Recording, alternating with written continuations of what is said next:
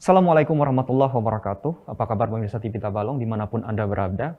Semoga Anda selalu dalam keadaan sehat dan sukses dalam segala aktivitas.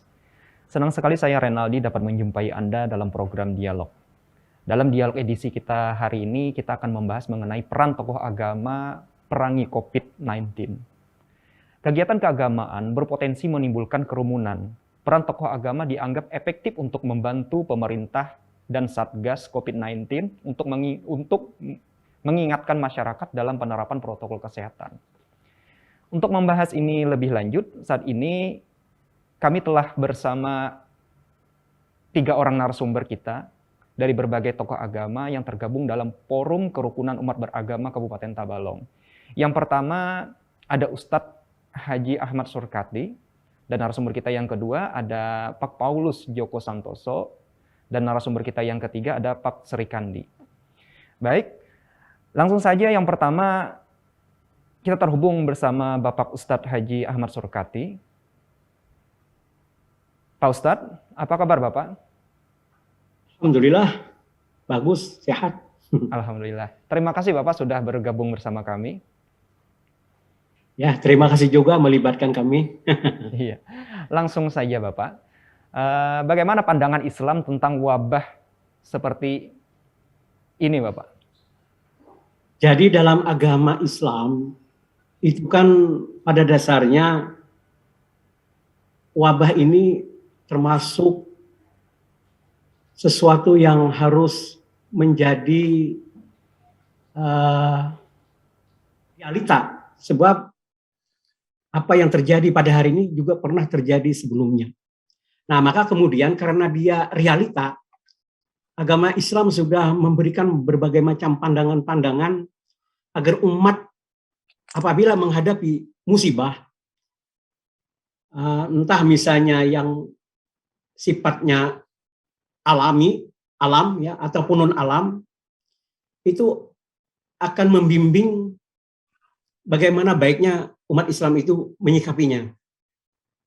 Nah, pandemi COVID-19 ini sebagaimana ta'un ketika pada zaman Rasulullah pernah juga mewabah, maka salah satu hadis beliau yang diriwayatkan oleh Bukhari, ketika kita tahu bahwa di satu kampung itu ada virus atau penyakit yang mewabah, maka orang di luar dari kampung itu dilarang keras untuk masuk ke dalamnya.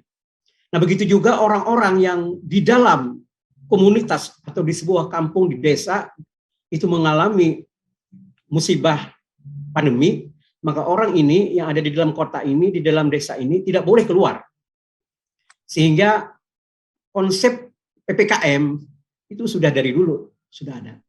Nah, jadi kalau umat Islam mengetahui bagaimana cara kita menghadapi berbagai persoalan termasuk virus pandemi ini, maka insya Allah kita akan mudah. Jadi ya berpulang kepada peranan para alim ulama harus lebih efektif menjelaskan ini. Dan kita tidak pernah ragu, karena semua apapun yang kita hadapi dalam kehidupan ini ada rujukannya. Kita bisa kembali kepada Al-Quran, kita bisa kembali kepada Sunnah, sehingga langkah kita pasti. Dan insya Allah belajar dari sejarah yang sudah ada sejak dulu, itu menambah keyakinan bahwa musibah ini akan berlalu, tentu dengan kesabaran yang pasti, maka insya Allah kita akan mendapatkan berbagai macam hikmah-hikmah. Dan kita pun juga memandang bahwa apapun yang terjadi, itu pasti akan ada hikmahnya. Tinggal bagaimana ikhtiar kita, bagaimana kemudian pendekatan diri kita kepada Allah, sehingga antara zahir dan batin itu menyatu. Lalu menjadi sebuah konsep menghadapi musibah. Begitu, Mas. Ya. Apa yang seharusnya dilakukan masyarakat dalam kondisi pandemi seperti ini, Bapak? Ya, setidaknya masyarakat yang mempercayai bahwa ulama itu adalah termasuk harus ditaati. Ati Allah wa ati Rasul wa ulil amri minkum. Taat kepada Allah, taat kepada Rasul, taat kepada pemerintah. Maka Allah jelas Tuhan Rabbul Alamin. Harus kita yakini dialah yang menentukan segala-galanya. Kemudian Rasul, beliau ada memiliki seperangkat aturan yang kita sebut sunnahnya. Melalui hadis-hadis beliau, kita harus kembali kepada sunnah itu sendiri. Tetapi yang penting, peranan ulama hari ini itu mengganti peranan Rasulullah, walaupun tidak 100%. Karena ada sabda Rasul, al-ulama warasatul anbiya. Ulama itu pewaris Nabi. Maka dengan sendirinya, masyarakat itu harus mengikuti apa yang disuarakan oleh ulama, oleh panutan mereka. Nah, karena di dalam Islam itu ada ajaran ketika kita pergi kemana saja berkelompok, maka harus kita jadikan salah satu dari kelompok itu. Kalau dia 3 orang, maka satu harus kita jadikan pemimpin. Kenapa? Ya, hidup ini memang harus memunculkan pemimpin-pemimpin itu untuk ditaati, untuk menjadi teladan. Nah, kembali kepada para ulamanya, ya ulamanya yang bagaimana dulu. Ulama harus juga introspeksi diri, apakah juga berkarakter sebagaimana apa yang diinginkan oleh Allah dan Rasulnya. Nah, maka karena itu penguatan karakter ulama yang kemudian juga menteladankan segala perilaku, itu juga harus nyambung dengan masyarakat, sehingga masyarakat sami'na wa ta'na kepada ulamanya, sekaligus juga kepada umara pemerintah, maka insya Allah apa yang menjadi langkah kesepahaman kita selama ini itu akan kemudian menjadi solusi untuk masyarakat. Dan masyarakat juga mudah-mudahan tidak ragu untuk mengikuti apa-apa yang sudah kita lakukan dalam kebersamaan menghadapi pandemi ini. Ya. Masih ada masyarakat yang beranggapan atau tidak mempercayai virus ini dan tidak turut berikhtiar menekan penyebaran melalui penerapan protokol kesehatan. Bagaimana pandangan Bapak terhadap kasus seperti ini? Jadi begini, mestinya kan kita harus terbuka mata, juga terbuka hati batin kita. Bahwa persoalan ini tidak bisa kemudian kita lalu sepelekan. Sebab pandemi ini kan mewabah ke seluruh dunia. Jadi kita sudah tahu dari media sosial, kita tahu dari media informasi, baik elektronik ataupun cetak, bahwa negara Amerika sekalipun itu bahkan kasus tertular COVID ini paling tinggi sedunia. Nah, kalau Indonesia katanya urutan nomor 6, di Asia Tenggara katanya memang urutan nomor 1. Tapi yang penting bagi kita, fakta ini jangan kemudian lalu diremehkan. Iya, betul itu, bahwa ada yang kena, ada yang tidak. Tetapi ketika kita mengingat sabda Rasulullah SAW, manakala kita tahu ada di sebuah kampung itu virus yang menular, maka kata Rasul, hindarilah kamu terhadap virus itu sebagaimana kamu berlari ketika dikejar singa atau harimau. Ini faktanya sudah ada ya, bahwa terjadi pandemi di dunia ini. Mengapa kita ragu? Nah, kalau kita misalnya tidak tertular, boleh jadi itu belum. Atau memang takdir kita. Tapi kita jangan egois. Ketika kita misalnya tidak tertular, merasa imunitasnya terus membaik terus, bukan berarti bahwa kita kemudian lalu seenaknya tanpa masker atau tidak berjarak dengan orang lain. Karena boleh jadi kawan kita lemah, tetangga kita lemah, anak bini kita lemah, dan mereka yang nanti akan kena.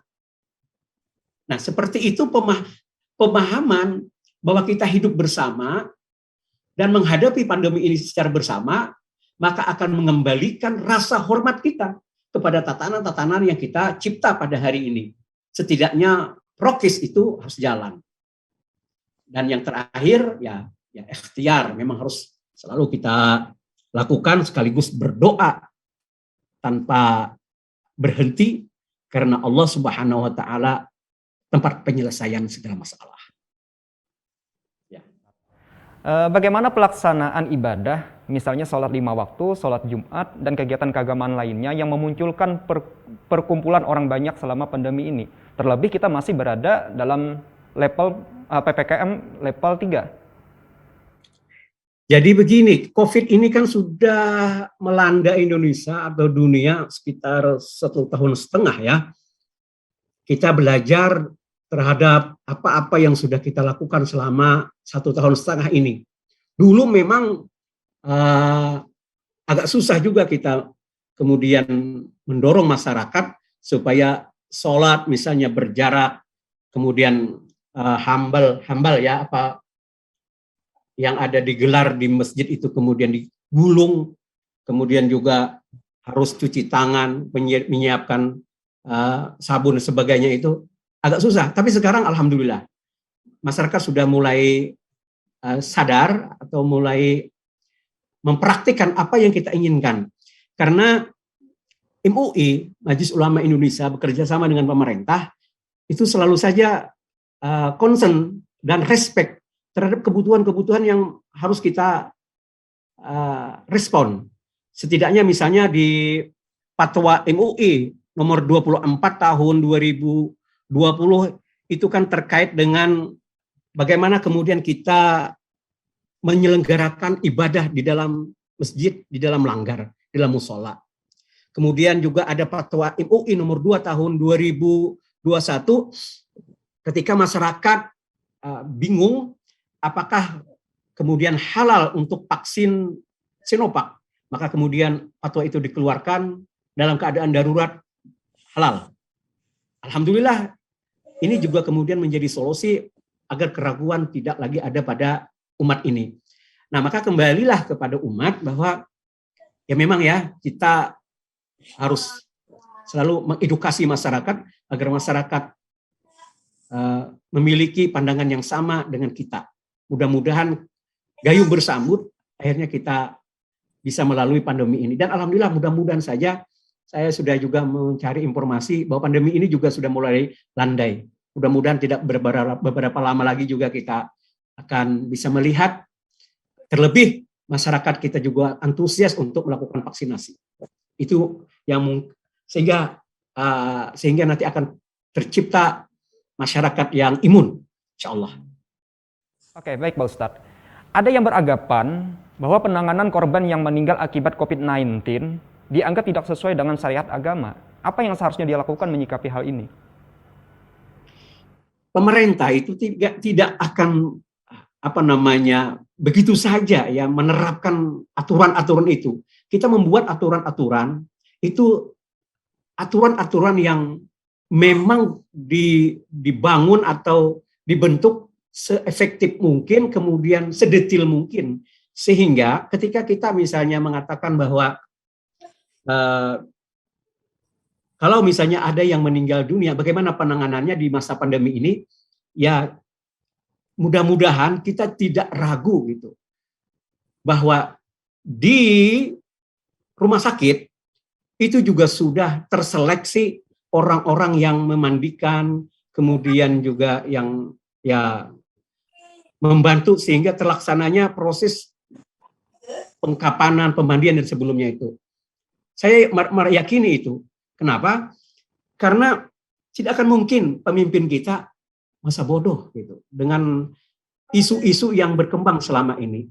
Dan tapi juga terkait dengan isu-isu ya bisa saja kemudian tidak jamak ya, tidak kebanyakan. Mungkin entah bagaimana ya kasuistik sifatnya. Tapi secara menyeluruh, bahkan hari ini juga pihak rumah sakit alhamdulillah sudah mengizinkan keluarganya itu untuk melihat bagaimana proses memandikan mayat, mengapani dan menguburkan. Ya jelaslah dengan pakaian yang ya dipersyaratkan. Begitu. Baik Pak Ustadz.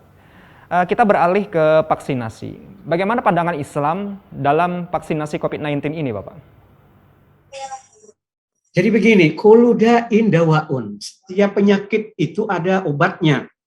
Nah, hari ini dunia itu bersepakat bahwa vaksin itu adalah cara kita untuk bisa ya membentengi diri agar tidak terjangkit virus, atau bahkan kita akan menjadi orang yang memutus arus virus itu sendiri. Nah, maka ketika Majelis Ulama Indonesia sudah kemudian menyuruh bahkan untuk vaksinasi, ya, terkait juga dengan produk dari vaksin itu juga sudah halal, sampai akhirnya juga nanti kita mudah-mudahan akan mendapatkan vaksin yang lebih dari apa yang kita harapkan. Nah, di dalam agama Islam, dalam keadaan darurat, a'udzubillahi min dzalik, jangan sampai terjadi pada diri kita, ketika kita misalnya tidak ada makanan yang haram sekalipun boleh kita makan.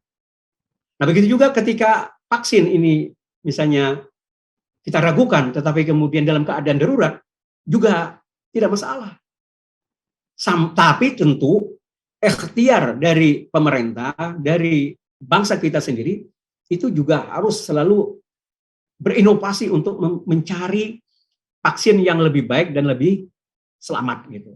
Tapi ketika itu tidak ada, dalam keadaan darurat, mau tidak mau kita harus mengikuti apa yang sudah dipatwakan MUI bahwa halal, dan kita harus bekerja sama untuk mencapai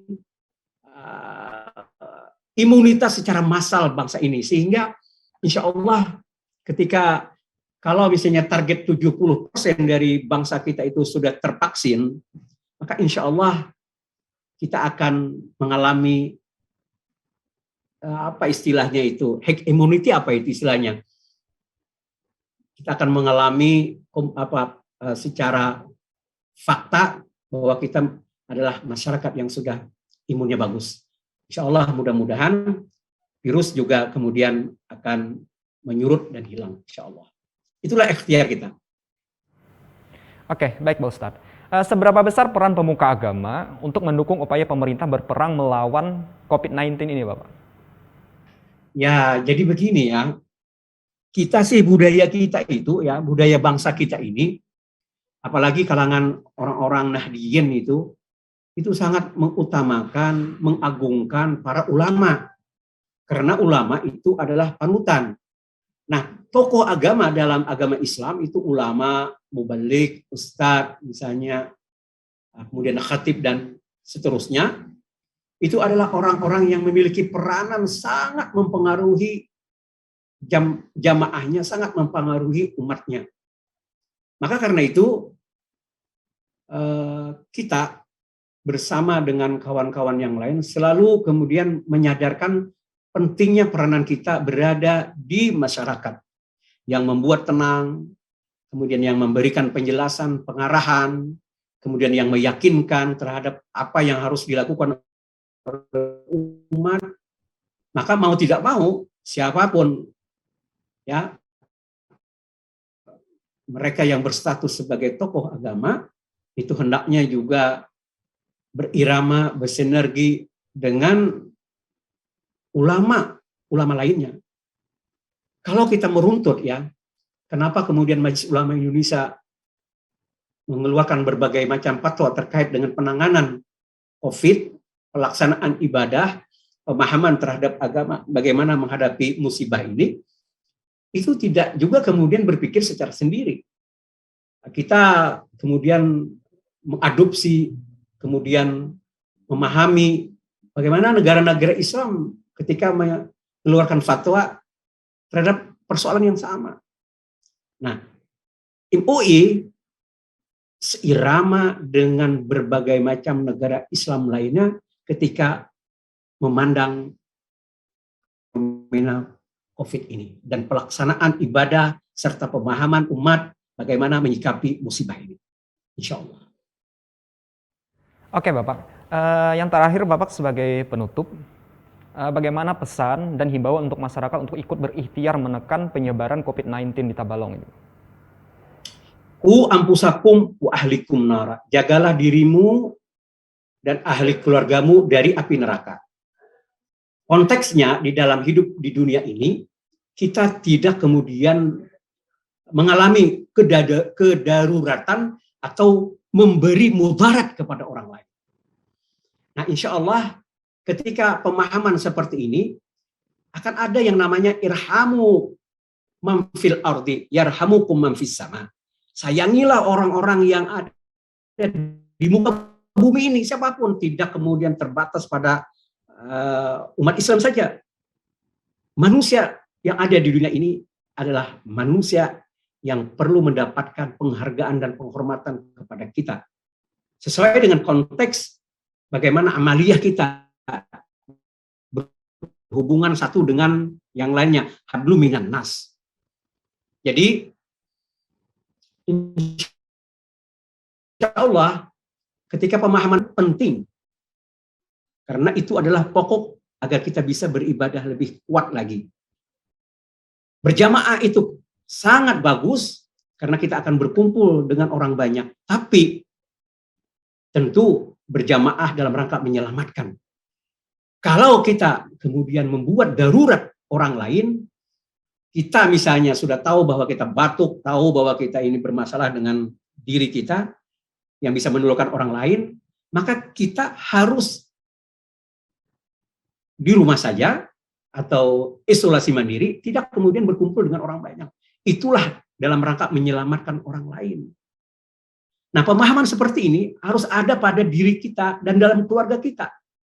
Sehingga insya Allah pemahaman bagaimana kemudian melaksanakan berbagai macam aktivitas, baik ibadah atau hubungan sosial, itu akan bisa terlaksana dengan baik, manakala kita memiliki konsep untuk berlaku benar pada diri dan keluarga di dalam memahami fenomena COVID ini berdasarkan ajaran-ajaran agama. Lalu kemudian rumah tangga ini akan membesar menjadi masyarakat, dan mudah-mudahan bangsa kita ini betul-betul memahami yang namanya ancaman COVID ini tidak main-main, dia real, tapi kita juga berharap bahwa di balik berbagai macam persoalan COVID ini, kehidupan kita mudah-mudahan lebih baik secara pribadi, secara sosial. Mudah-mudahan juga kebersamaan tokoh, baik Muslim, Nasrani, kawan-kawan kita dari Hindu, Buddha, Konghucu, dan sebagainya, berkomitmen mengedukasi umatnya agar gayung bersambut di dalam berjamaah bersatu menghadapi musibah ini. Dan dengan sabar untuk melakukan ikhtiar, sabar mengkaji bagaimana kemudian ada inovasi dalam rangka menghadapi COVID ini, insya Allah kita akan menemukan titik temu, akan selamat insya Allah. Terima kasih atas waktu dan kebersamaannya. Pemirsa jangan kemana-mana, pembahasan kita akan berlanjut dan di ujung sana sudah ada narasumber kita, Pak Joko dan Pak Srikandi. Kita akan kembali usai jeda berikut. Tetap di dialog.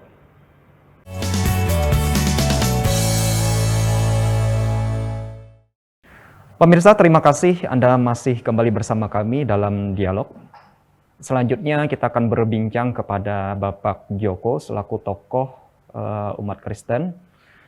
Pak Joko, apa kabar Bapak? Baik, Tuhan, sehat-sehat. Bapak sudah bergabung bersama kami. Ya. Langsung saja Pak Joko, bagaimana agama Kristen menyikapi tentang wabah COVID-19 ini Bapak? Terima kasih. Dari kami dari umat Kristen menanggapi tentang COVID ini, yang pertama bahwa COVID ini memang ada. Dalam arti kita harus menerima kenyataan, fakta bahwa COVID ini memang saat ini mewabah. Sebenarnya kami juga menyikapi untuk bagaimana supaya COVID ini bisa kita kita atasi, dalam arti kita sikapi dengan positif. Tidak lagi mengatakan bahwa COVID ini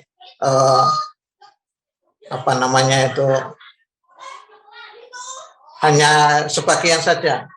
Sebenarnya ini semuanya, seluruh dunia kita merasakan masalah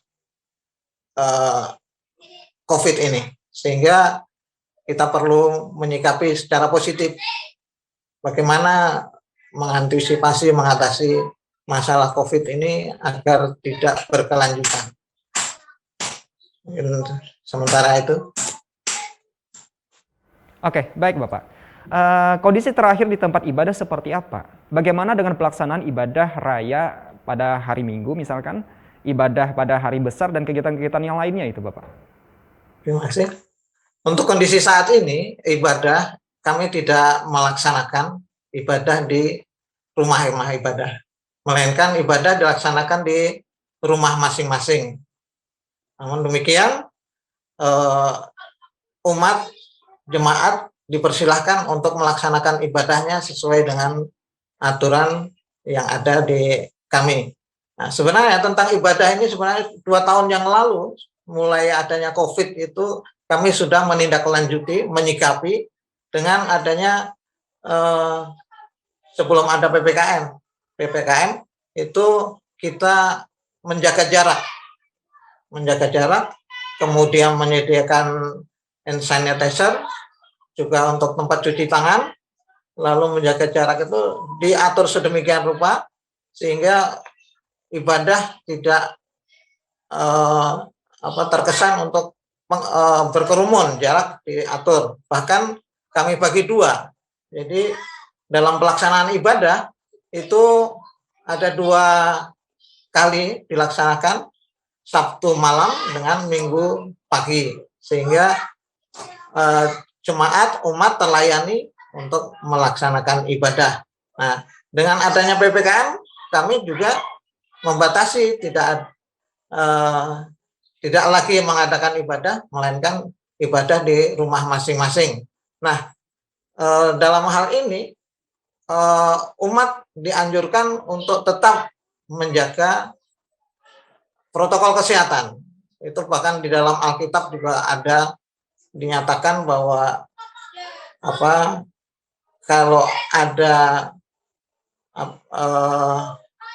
pandemi itu harus menjaga jarak, harus diam di rumah masing-masing. Saya sependapat dengan apa yang disampaikan Ustadz sebelumnya tadi, itu memang seharusnya demikian. Bahkan di dalam kitab suci, di dalam Alkitab pun dianjurkan demikian, ada tertulis demikian. Baik, demikian. Bagi masyarakat yang tidak percaya COVID-19 atau abai terhadap protokol kesehatan, bagaimana agama Nasrani menyikapi hal ini? Haruskah bersikap seperti itu atau seperti apa? Oke. Bagi kami di dalam Kristen, terutama Kristen Katolik atau Kristen Protestan, itu selalu menganjurkan jemaatnya untuk taat pada aturan pemerintah, terutama tentang protokol kesehatan. Ini bukan untuk kepentingan kita sendiri, tapi untuk kepentingan bersama.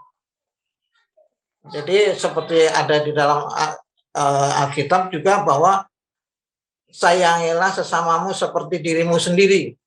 Oleh karena itu kita sama-sama saling menjaga supaya kita jangan membuat orang lain menderita, kita jangan membuat orang lain itu sakit dengan cara mentaati aturannya. Di antaranya adalah menjaga kebersihan, memakai masker, kemudian cuci tangan, dan menjaga jarak itu selalu disampaikan kepada para jemaat setiap saat kita bertemu maupun melalui media, melalui WA group atau dan lain-lain. Setiap kita ada perjumpaan selalu mengingatkan itu. Sehingga bagi kami ya puji Tuhan ya ada yang terpapar, tapi puji Tuhan tidak banyak yang terpapar karena pada umumnya mereka taat untuk mentaati tentang protokol kesehatan. Terima kasih. Oke, baik Bapak. Kita beralih kepada vaksinasi Bapak. Bagaimana pandangan Kristen dalam vaksinasi COVID-19 ini Bapak? Terima kasih. Vaksinasi ini menjadi upaya kita untuk mengantisipasi, untuk mengatasi adanya pandemi ini. Sehingga kami selalu menghimbau, menganjurkan kepada mereka bahwa vaksinasi ini penting. Bahkan di kami di gereja itu meluangkan waktu khusus mendata kepada para umat atau jemaat untuk selalu agar mereka melaksanakan atau mengikuti vaksinasi. Sehingga dari gereja kita salurkan kemana mereka bisa mendapatkan vaksinasi, dan sangat dianjurkan mereka untuk mengikuti itu demi kesehatan kita sendiri maupun orang lain. Sehingga ya dengan harapan semoga pandemi ini segera berakhir dan kita berdoa untuk semua, terutama mereka yang menjadi korban, supaya mereka diampuni segala dosanya dan mendapatkan tempat yang layak di sisinya. Nah, pengorbanan itu sebenarnya kita ikut berperan juga bahwa pandemi ini akan berkelanjutan atau tidak. Kalau kita menjaga protokol kesehatan, anjuran pemerintah, maka ya mudah-mudahan kita berdoa pada Tuhan supaya segera berakhir dan bisa melakukan aktivitas seperti sedia kala. Jadi tidak ada lagi kekhawatiran, keraguan, dan sebagainya. Terima kasih. Baik, Bapak. Seberapa besar peran pemuka agama untuk mendukung upaya pemerintah berperang melawan corona ini, Bapak? Ya, tokoh agama, pemuka agama, perannya sangat besar.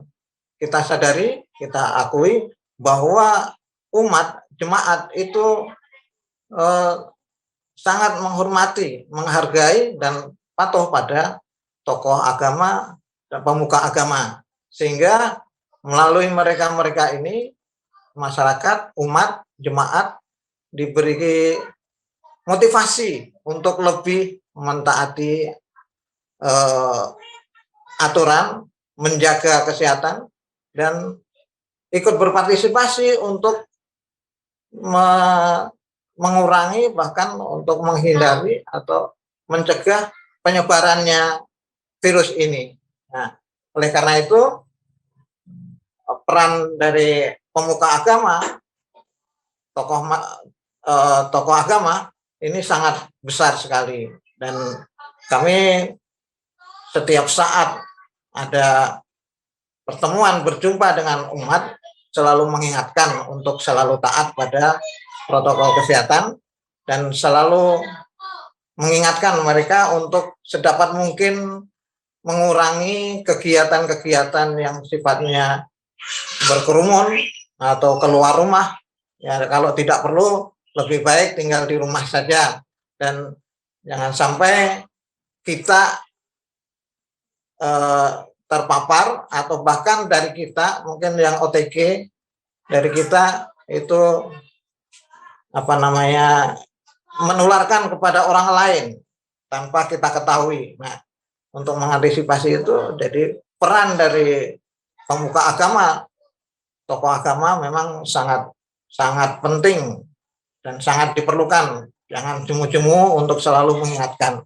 Dan seperti apa yang dikatakan oleh Pak Ustadz tadi, itu saya sangat mendukung apa yang disampaikan beliau tadi. Demikian. Oke, baik Pak. Apa tantangan terbesar dalam sosialisasi kepada masyarakat terkait pentingnya penerapan protokol kesehatan, baik dalam kegiatan beribadah maupun dalam aktivitas sehari-hari? Baik, jadi kita sadari bahwa banyak orang kita ini ada bermacam-macam tipe manusia, tipe masyarakat, tipe umat atau jemaat. Nah, yang menjadi tantangan terbesar adalah sebagian dari umat itu masih tidak menganggap bahwa COVID-19 ini tidak berbahaya. Yang pertama. Kemudian yang kedua, Kemudian masyarakat-masyarakat yang ada di luar kota, di pedesaan, itu kadang-kadang kami tidak apa-apa, tidak perlu pakai masker, tidak perlu cuci tangan dan sebagainya. Biasanya dari zaman dulu juga dari nenek moyang kita juga tidak demikian, kita sehat-sehat saja. Nah, itu yang kedua. Kemudian yang ketiga adalah ada sedikit atau sekelumit umat yang mengatakan bahwa itu jangan jangan dianggap itu sebagai membahayakan, itu hanya orang-orang tertentu saja, kita nggak apa-apa. Nah, pandangan-pandangan seperti itu kadang-kadang memberikan informasi kepada yang lain, mempengaruhi kepada yang lain untuk tidak mentaati protokol kesehatan. Namun demikian, ya melalui pendekatan yang humanis kepada mereka, tokoh-tokoh agama, pemuka agama, selalu mengingatkan, selalu menghimbau kepada mereka, karena dampak yang ada saat ini kita rasakan bahwa yang kita anggap orangnya sehat-sehat saja ternyata terpapar dan kadang-kadang tidak terselamatkan. Nah, dari pengalaman itu mereka dibukakan mata untuk menyadari bahwa ini memang benar-benar ada, dan jangan sampai kita abai dengan adanya protokol kesehatan, jangan abai terhadap kenyataan adanya corona atau COVID-19 ini. Demikian. Oke, baik Bapak. Yang terakhir ini Pak, untuk penutupnya, bagaimana himbauan dan pesan untuk masyarakat jemaat agar ikut berikhtiar menekan penyebaran COVID-19 di Tabalong? Ya, makasih. Dan yang pertama, himbauannya adalah bahwa kita harus bekerja sama. Bekerja samanya bahwa ini bukan hanya tanggung jawab pemerintah saja, bukan tanggung jawab pemuka agama, tokoh agama, tapi menjadi tanggung jawab kita bersama. Ya, kalau tokoh agama, pemuka agama, pemerintah menganjurkan demikian, tetapi kita tetap abai, ya apa artinya?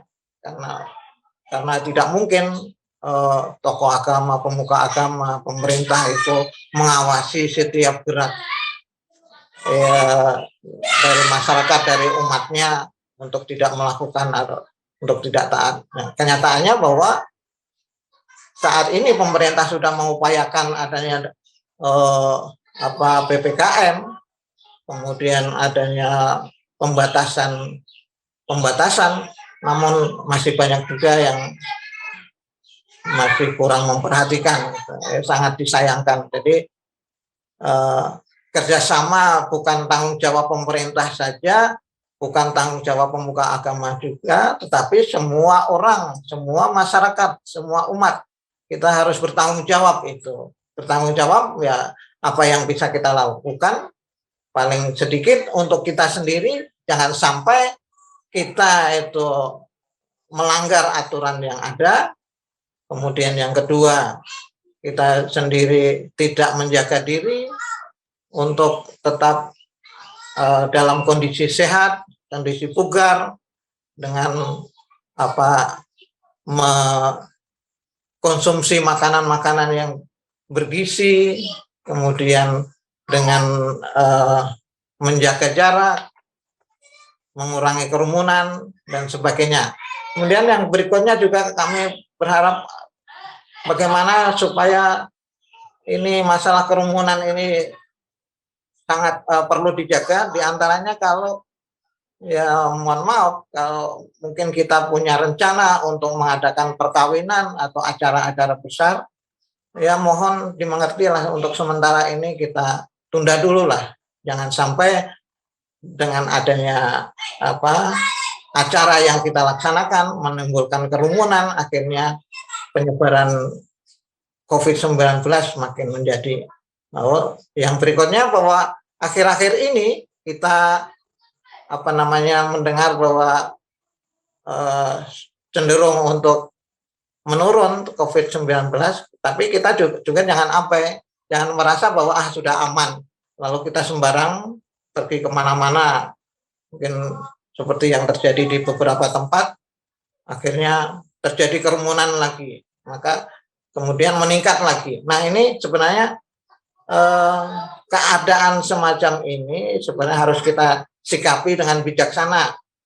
Jangan sampai merasa sudah aman, sudah di katakanlah di level dari 4 menjadi 3, kemudian sudah aman, ya jangan juga, kita tetap menjaga sampai benar-benar aman. Jangan sampai kita menghiraukan tidak memperhatikan lagi tentang protokol kesehatan. Nah, protokol kesehatan menurut saya tetap harus dilaksanakan sampai benar-benar kita terhindar dari wabah yang mendunia ini. Bagi yang terakhir saya dengar itu ada varian baru itu mulai ada saya dengar di ibu kota itu ada beberapa itu. Nah, ini perlu kita waspadai dengan cara bagaimana tetap menjaga protokol kesehatan.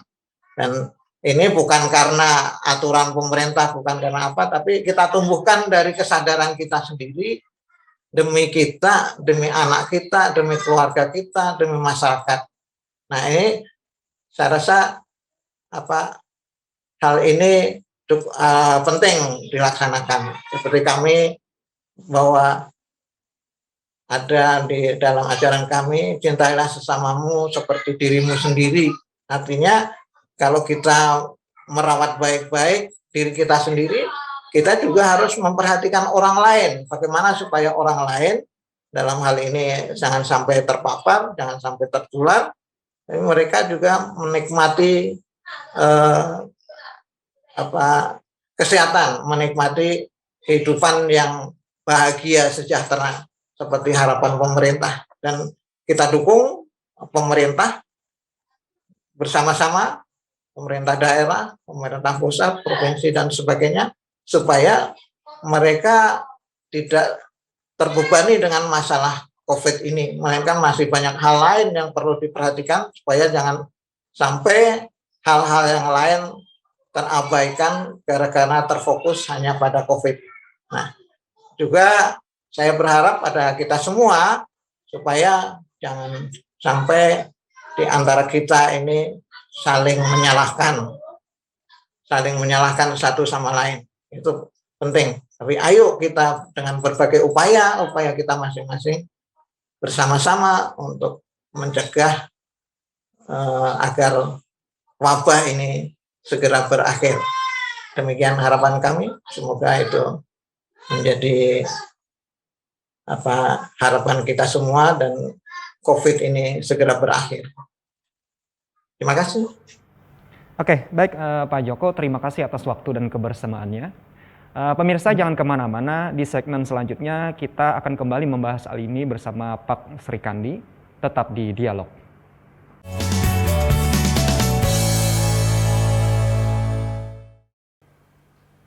Pemirsa, terima kasih Anda masih kembali bersama kami dalam Dialog. Selanjutnya kita akan berbincang kepada tokoh agama Hindu, Bapak Sri Kandi. Pak Sri Kandi, apa kabar Bapak? Baik. Terima kasih Bapak sudah bergabung bersama kami. Terima kasih kembali. Iya, baik Bapak. Langsung saja Bapak, bagaimana pandangan agama Hindu tentang pandemi COVID-19 ini Bapak? Menurut pandangan agama Hindu tentang COVID-19 ini, sebenarnya secara agamanya ya untuk di daerah kita dan menurut ajaran kita, jenis hal sesuatu yang mewabah itu bukan hanya baru-baru ini munculnya, tetapi itu sudah ada dari beberapa tahun yang lalu ataupun dari beberapa abad yang lalu. Karena di dalam Weda tertulis jelas bahwa hal yang sifatnya mewabah itu memang sudah ada sejak dari dulu kala. Dalam menghadapi pandemi COVID-19, intinya sebenarnya kalau menurut ajaran Hindu itu ada namanya buta kala. Buta kala dalam artian yaitu suatu hal, roh jahat. Nah, mereka itu berjalan pada waktu-waktu tertentu. Maka dari itu, kami juga mengingatkan kembali kepada umat bahwa dalam hal-hal tertentu itu, marilah kita menepi untuk memberi jalan sama mereka yang lewat supaya kita tidak terpapar masalah virus COVID-19 ini. Oke, Pak?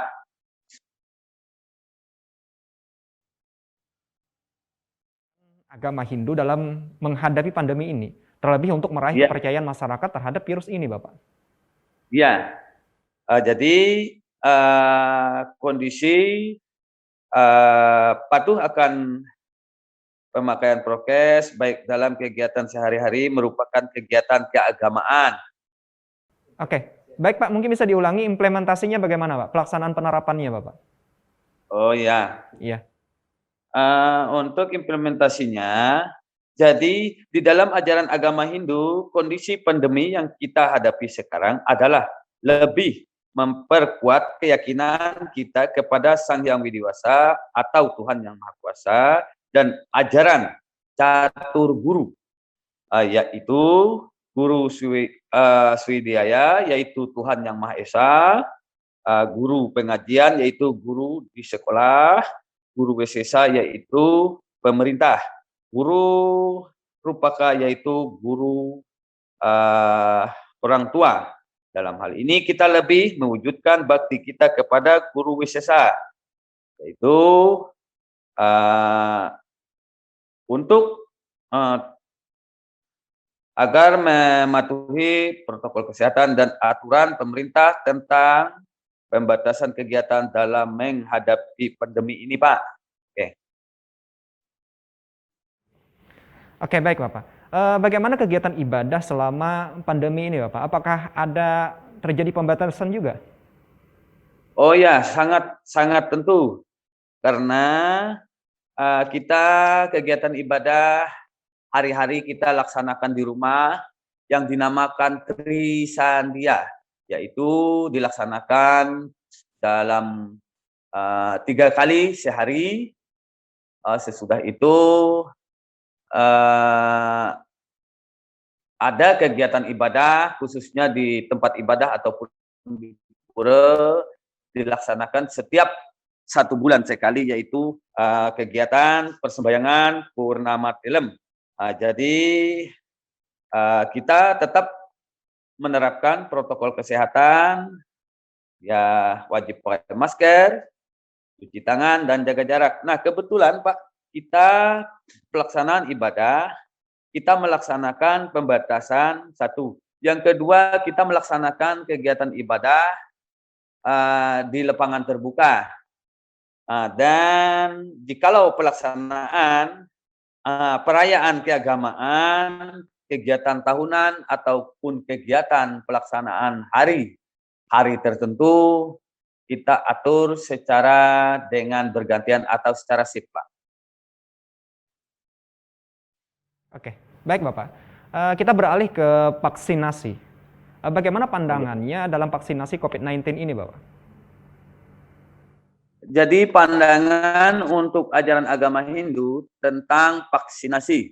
Jadi pandangan menurut agama Hindu mengenai vaksinasi, pada intinya kita sangat percaya bahwa para tenaga medis dan tenaga kesehatan itu lebih tahu dan lebih ahli tentang vaksinasi.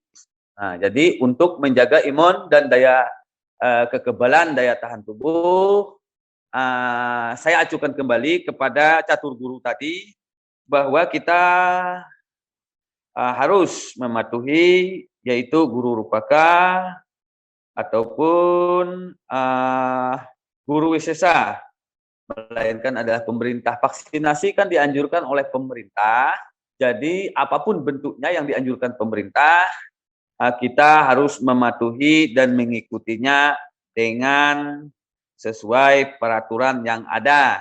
Kenapa saya bilang begitu? Karena di dalam Weda tertulis jelas di dalam tanda kurung catur guru tadi bahwa apapun itu anjuran pemerintah itu harus kita ikuti dan kita taati secara bersama. Oke, baik Bapak. Seberapa besar peran pemuka agama untuk mendukung upaya pemerintah berperang melawan virus corona ini, Bapak? Peran pemuka agama ataupun para tokoh agama untuk membantu pemerintah dalam hal ini setiap pelaksanaan ibadah maupun kegiatan sembahyang rutin purnama tilem, perayaan hari raya besar, kami tidak ada henti-hentinya untuk memaparkan yaitu peraturan PPKM. Satu, yang kedua untuk mengikuti peraturan prokes, yaitu memakai masker, cuci tangan, dan jaga jarak. Dan kami juga menghimbau kepada seluruh umat sedharma agar kegiatan-kegiatan upacarayatnya, dewayatnya, maupun secara umum untuk sementara kita tutup dulu. Kalaupun itu mendesak, kita tetap melaksanakan tetapi harus mengikuti peraturan prokes yang sudah ada.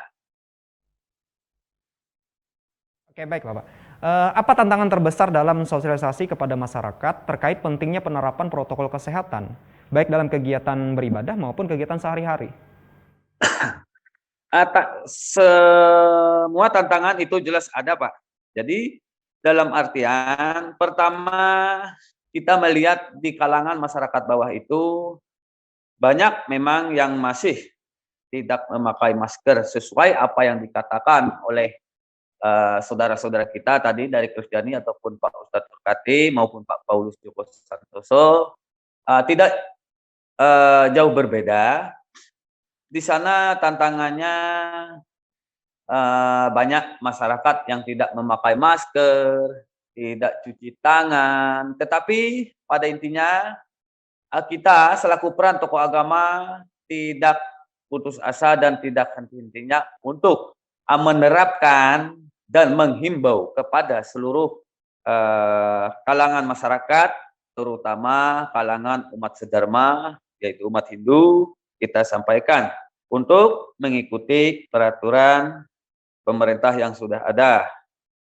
Kami sebagai perpanjang tangan dari pemerintah tentu tidak bosan-bosannya untuk menyampaikan kepada umat, baik dalam kegiatan keagamaan maupun kegiatan lain, untuk menjalankan program pemerintah, baik vaksinasi, prokes, maupun ketentuan lain-lainnya.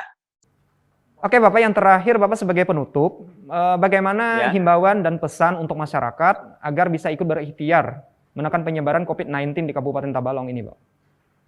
Ya, oke. Mengenai himbauan dari kita untuk seluruh kalangan masyarakat di Kabupaten Tabalong, mari kita sama-sama bahu-membahu untuk melaksanakan peraturan pemerintah dalam kurung prokes. Niscaya kita percaya bahwa jikalau kita mengikuti anjuran daripada prokes, mudah-mudahan wabah ini cepat berlalu. Dan pesan dari kami ataupun bentuk himbauan, kurangilah kegiatan yang berbentuk kurang penting dilakukan di luar rumah. Jikalau suatu kegiatan apapun itu harus dilaksanakan, tetapi saya mengajak seluruh masyarakat untuk memakai peraturan prokes yang sudah ada. Jangan lupa cuci tangan, pakai masker, dan juga jaga jarak. Hindari kerumunan. Jadi demi terlaksananya program pemerintah, mari kita sama-sama mengikuti peraturan pemerintah dengan secara taat dan percaya bahwa